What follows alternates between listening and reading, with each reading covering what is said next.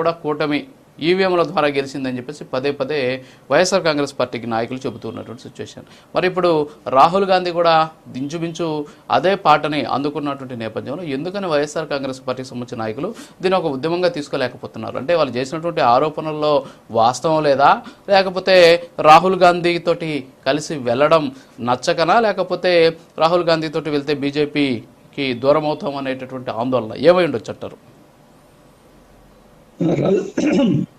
రాజు గారు, మీకు చర్చలో పాల్గొంటున్న అందరికి కూడా నమస్కారాలు.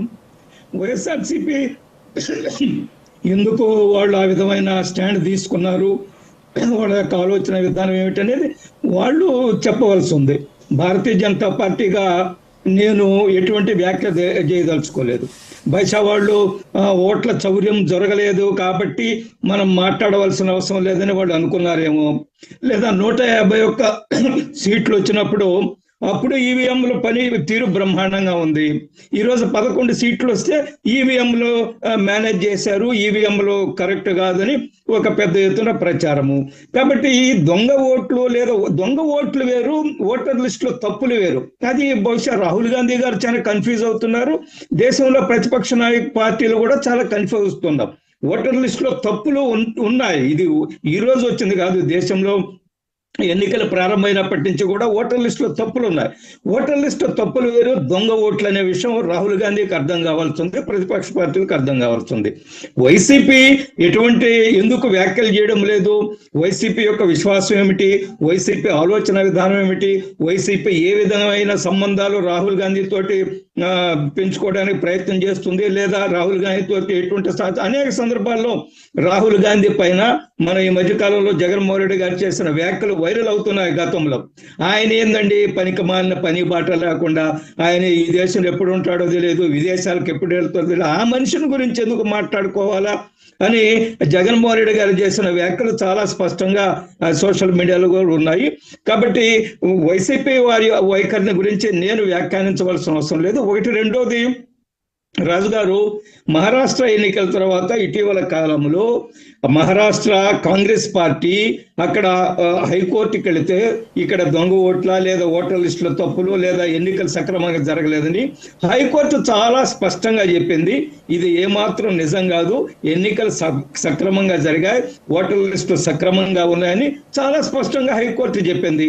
ఈ మధ్యకాలంలో మనం చూసాము రాహుల్ గాంధీ గారి వ్యవహార శైలి, ఆయన్ని సుప్రీంకోర్టు చాలా వ్యాఖ్యలు చేసింది. ఒక భారతీయుడిగా నువ్వు మాట్లాడుతున్నావా, భారతీయుడిట మాట్లాడతాడా, ఆయన చైనా భారత భూభాగాన్ని ఆక్రమించింది, ఒకసారి 200 కిలోమీటర్లు అంటాడు, ఒకసారి 2000 అంటాడు, ఒకసారి 4000 కిలోమీటర్లు, ఒకసారి 44,000 చదరపు కిలోమీటర్లు. ఇవన్నీ కూడా చూసిన తర్వాత సుప్రీంకోర్టు చాలా స్పష్టంగా ఒక భారతీయుడిగా ఇటువంటి వ్యాఖ్యలు చేయకూడదు, ఇది భారతీయుడు చేసే వ్యాఖ్యలు కాదు, నిజమైన భారతీయుడు చాలా స్పష్టంగా చెప్పింది. కాబట్టి రాహుల్ గాంధీ గారి యొక్క వ్యవహార శైలి, ఆయన ఎప్పుడు ఏం మాట్లాడతాడో అవన్నీ కూడా చాలా స్పష్టంగా పబ్లిక్ డొమైన్ లో ఉన్నాయి. ఒకటి. రెండోది, ఆయన అనేక సందర్భాల్లో ఈ పోలింగ్ పూర్తయిన తర్వాత 5 గంటల నుంచి 6 మధ్య అనేక ఆయన మొదట చెప్పింది ఏంది, మహారాష్ట్రలో 1 కోటి ఓట్లు పోలయ్యాయి అన్నారు. 1 కోటి ఓట్లు 5 గంటలు 6 గంటల మధ్యాహ్నం, తర్వాత 65 లక్షలు అన్నారు, తర్వాత 35 లక్షలు అన్నారు. సో ఆయనే కన్సిస్టెన్సీ లేదు ఏం మాట్లాడుతున్నాడు అనేది. ఆయన దేశము దేశ ప్రజలు పెద్ద సీరియస్ గా పట్టించుకోవడం లేదు. ఒకటే ఈ రోజు మేము అడిగేది, మీకు ఎన్నికల సంఘం మీద విశ్వాసం లేకుంటే ప్రతిపక్ష పార్టీల వాళ్ళు 99 కాంగ్రెస్ పార్టీ గెలిచింది కదా, రాజీనామా చేయమనండి. రాహుల్ గాంధీ గారు గెలిచారు, వారి సోదరి ప్రియాంక గాంధీ అత్యధిక మెజార్టీతో గెలిచారు, రాజీనామా చేయండి మీరు ఎన్నికల సంఘం మీద విశ్వాసం లేకుండా ఉంటే.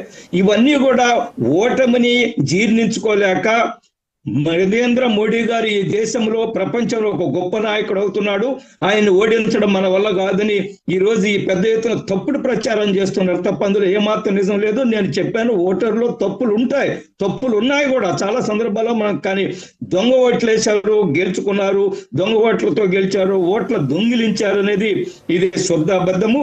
ఇది రాహుల్ గాంధీ ఎల్ఓపి అంటారు, ఆయన లీడర్ ఆఫ్ అపోజిషన్.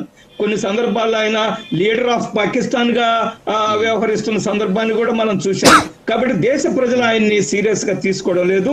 చాలా స్పష్టంగా ఈ రోజు దేశ ప్రజలు నరేంద్ర మోడీ గారు అంటే ఇప్పుడు ఒకటి ఎన్నికలు జరిగిన ప్రతిసారి కూడా ఇలాంటి పరిస్థితులు తలెత్తుతున్నాయి. ఎన్నికలు జరిగిన ప్రతిసారి ఇలాంటి పరిస్థితులే తలెత్తుతున్నాయి. ఎవరో ఒకరు ఏదో ఒక రకంగా ఇలాంటి విమర్శలు చేస్తూనే ఉన్నారు. దీనికి శాశ్వతమైనటువంటి పరిష్కారం ఏం లేదంటారా? ఉండదు రాజు గారు. 140 కోట్ల మంది భారతదేశం ఇది, సువిశాల ప్రజాస్వామ్యము, మదర్ ఆఫ్ ఆల్ డెమోక్రసీస్. ప్రపంచంలో అన్ని ప్రజాస్వామ్యాలకి తల్లి లాంటిది మన భారతదేశ ప్రజాస్వామ్యము. ఎప్పుడు కూడా భారతదేశంలో ఈ అనేక ప్రభుత్వాలు ఎన్నికల ద్వారానే మారాయి. శ్రీమతి ఇందిరాగాంధీని ఎన్నికల ద్వారానే ఓడించారు.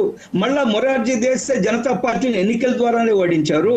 మళ్ళా వాజ్పేయి గారు ఎన్నికల ద్వారానే గెలిచారు. వాజ్పేయి గారిని ఎన్నికల ద్వారానే కాంగ్రెస్ పార్టీ ఓడించింది. మన్మోహన్ సింగ్ గారి ప్రభుత్వాన్ని, కాంగ్రెస్ పార్టీని ఎన్నికల ద్వారానే భారతీయ జనతా పార్టీ వచ్చింది. ఒక అద్భుతమైన ప్రజాస్వామ్యం. ఈ ప్రజాస్వామ్యంలో అనేక మంది మాట్లాడుతుంటారు. ఎవరిని మాట్లాడకుండా వద్దని మనం ఎట్లా కట్టడి చేయగలము? ప్రజాస్వామ్యము. ఇష్టం వచ్చినట్లు మాట్లాడుతుంటారు. అవసరం వచ్చినప్పుడు న్యాయస్థానాలు జోక్యం చేసుకుంటాయి, వాళ్ళకి అక్షంతలు వేస్తాయి. అదే నేను చెప్పాను మీకు, మహారాష్ట్ర హైకోర్టు ఏం చెప్పింది, సుప్రీంకోర్టు దేశంలో సర్వోన్నత న్యాయస్థానము రాహుల్ గాంధీ గారి విషయంలో చేసిన వ్యాఖ్యలు ఏమిటి, ఇవన్నీ కూడా మనకు దేశ ప్రజలు ఉన్నారు. సమస్యలు ఉన్నాయి కొన్ని దగ్గర, అందులో ఎటువంటి అనుమానం లేదు. అందుకనే ఈ రోజు మనం ఈ ఇంటెన్సివ్ రివిజన్ అని పెట్టుకున్నాము దేశవ్యాప్తంగా. బీహార్ తో ప్రారంభించాం కదా. చాలా ఓట్లు ఈ రోజు బీహార్ లో 25 లక్షల ఓట్లు బయటపడ్డాయి. 20 లక్షల మంది చనిపోయారు, ఇంకా కొనసాగుతున్నారు ఓటర్ లిస్టులుగా. సో ఇవన్నీ కూడా ఎన్నికల సంస్కరణలో భాగంగా భారతదేశంలో జరుగుతుంటాయి. రాహుల్ గాంధీ గారి వ్యాఖ్యలు ఎవ్వరూ కూడా, ఆయన ఎల్ఓపి గారి దేశ ప్రజలు సీరియస్ గా తీసుకోవడం లేదు. ఆయన చేసే వ్యాఖ్యల్లో ఏమాత్రం నిజం లేదు. ఓకే అండి. పాదయాత్ర వెంకటేశ్వర రెడ్డి గారు, గుడ్ మార్నింగ్.